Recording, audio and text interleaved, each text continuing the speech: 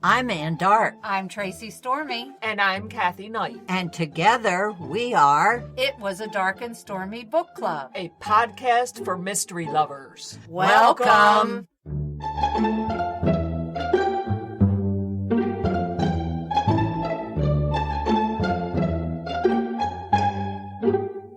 If you enjoy our show, please consider contributing to the Dark and Stormy Patreon. By becoming a patron, you will help us create better and quality content. There are also benefits to becoming a patron, such as exclusive content and Dark and Stormy merchandise. Become a supporter at patreon.com/darkandstormybc. Check our website for the link. We appreciate any and all contributions. Thank you. Hello, and welcome to episode 131 of Dark and Stormy Book Club. On today's episode, we're going to try something a little different. We thought we'd give you more books to choose from. We're going to tell you about books that we have recently read or are currently reading and which we recommend. I'm going to start with A Bad Day for Sunshine. It's the first in the Sunshine Vicram mystery series, and it's published by St. Martin's Press, and it came out in April, and the author is Darynda Jones.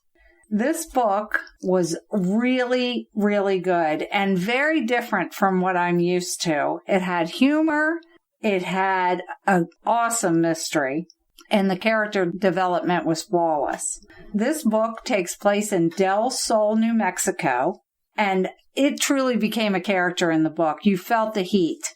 It was very dry. It's a dry heat. Yeah. The protagonist of this book is Sunshine Vicram. She was abducted when she was in high school, and when she was returned, she was pregnant. Her parents and her chose to keep the baby and raise it. This was in the past, and this book takes place now. She is now the elected sheriff of Del Sol. Her daughter, Ari, and her had just moved back into town. Ari and her have a great relationship. Matter of fact, they have this mantra they follow called WWLSD. Anybody want to take a guess of what that stands for? World War.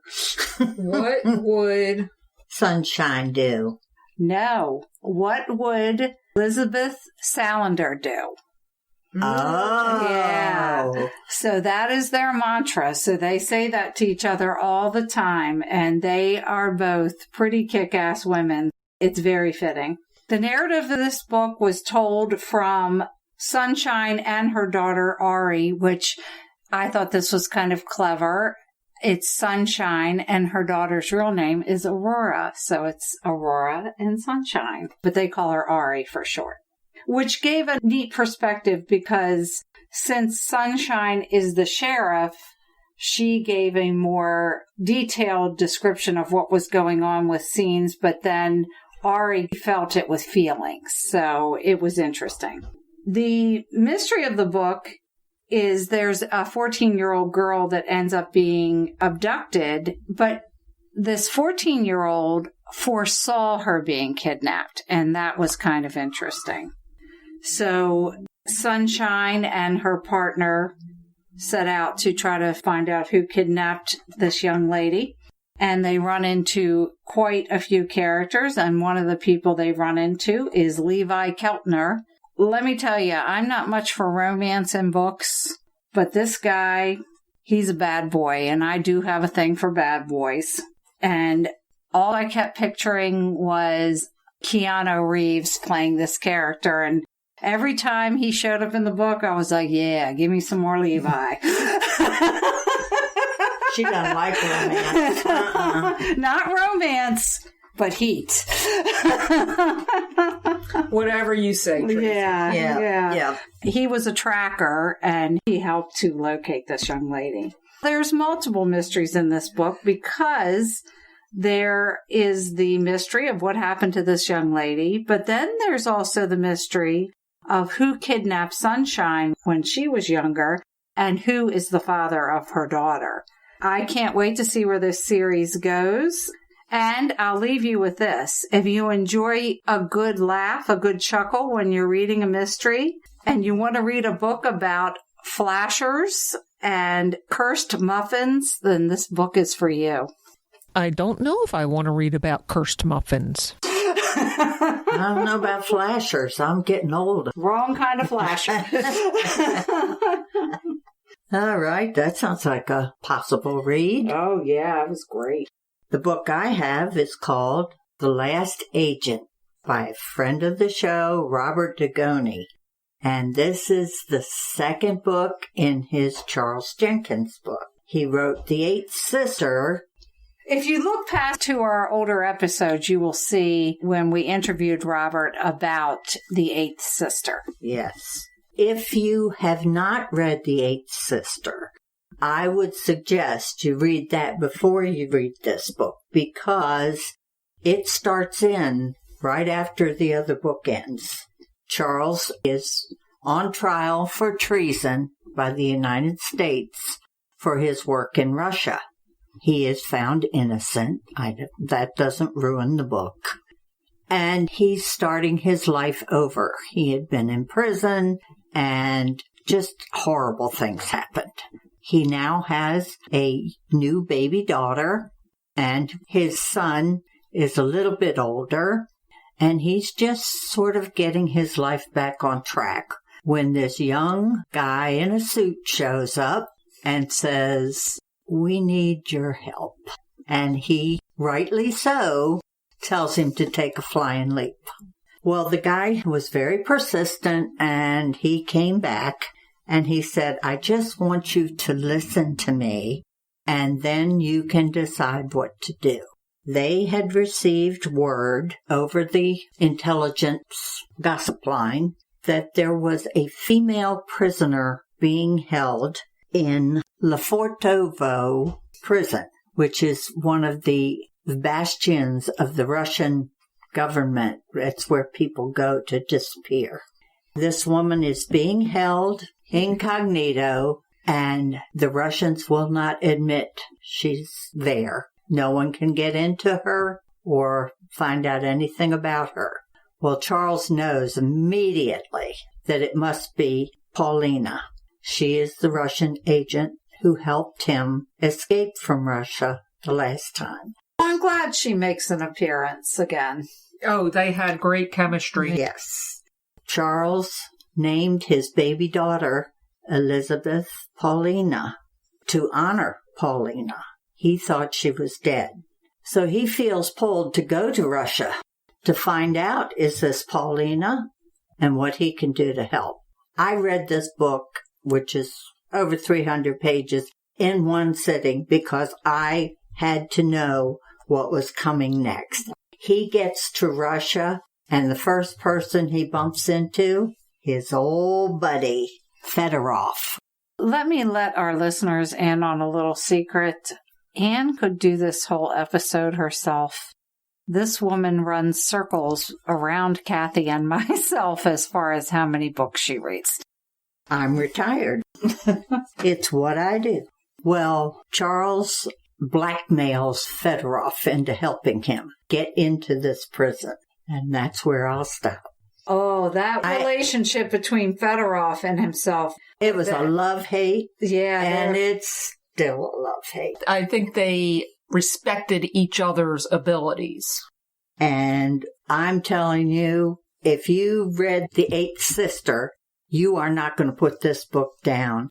And it delivers. Every page is another, what's going to happen next? Robert Dugoni can write a book.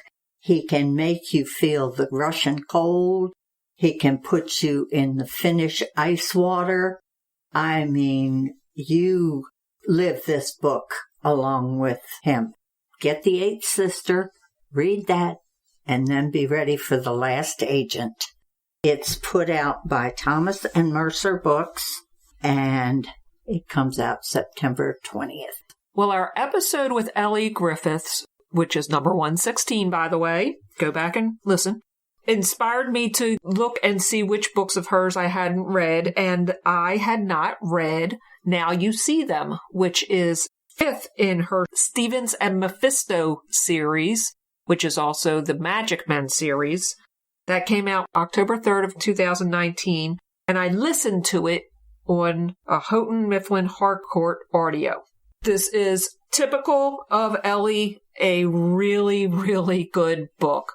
She spaced out this book 10 years after the last Magic Men in the series. So we're into 1964, and we're in the era of the Beatles and the Mod Squad with the go-go boots and mini skirts. We're into a whole new era, and one that we might be more familiar with than when it first started, which was a little bit after World War II. It's an interesting jump and perspective for a series, but it worked for me. And in this one, we've got Edgar. He's the superintendent now of the police department. And his wife, Emma, who used to be a constable, has been forced to leave the police department because she's female and she got married. How dare she? Max comes back from Hollywood, where he's been enjoying a lot of success as a movie star, and he's gotten married. He has 2 kids. And we also have his daughter, Ruby, who stayed in England, and she's a TV star. They all seem to be having happy, successful lives, and they came together because of a funeral for a friend. Well, after this funeral, a girl goes missing. And of course, Edgar's part of the investigation, and he drags along the rest of the crowd in the investigation. Actually, they kind of invite themselves along. But it is a really good book. We catch up with all of their lives at a different point and follow them along as they work to find the perpetrator who is kidnapping women, and they had to put it together that there was a serial kidnapper going on. In her typical style, Ellie does a great job of character development and sense of place, where you feel like you're in Brighton and you're standing on the pier with the mist going on. And it's totally different than her Ruth Galloway series, which I think is more well known, but this one is just as good, and I can't recommend it enough. I love that series. Both her series are great. She's a very talented writer. Okay, well, my last book took place in the desert and was very hot. Well, now I'm going to jump to a very cold environment, and I just realized that I went from one extreme to the other. The book I'm going to recommend is The Bone Jar by S.W. Kane. It came out on May 2nd by Thomas and Mercer. Let me say that this is a debut book for this author. It was so good. Oh my goodness. It takes place in winter on the Thames River, and you felt the cold. Here it is in Maryland right now. We're experiencing some days over 100 degrees weather. I almost felt like I needed a sweater reading this book. She did such a convincing job of just taking you there. I almost felt like I should turn my air conditioner up so I could really experience this book. This book opens with our protagonist, Lou Kirby. He's an investigator, and they discover a body of an elderly woman in an abandoned asylum called Blackwater. Soon after, they find a body of a younger gentleman in the river that runs alongside the asylum. There were parts of this book that were so eerie. But when I say eerie, I mean eerie good. There were some very creepy scenes in this book, and I loved every bit of it.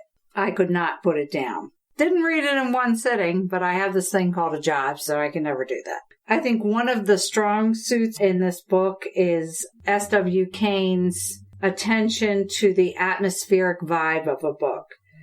When she described a place, it really took you there. But then I found out that she has a degree in history of design and has worked for the Royal Institute of British Architects. So that's not surprising at all.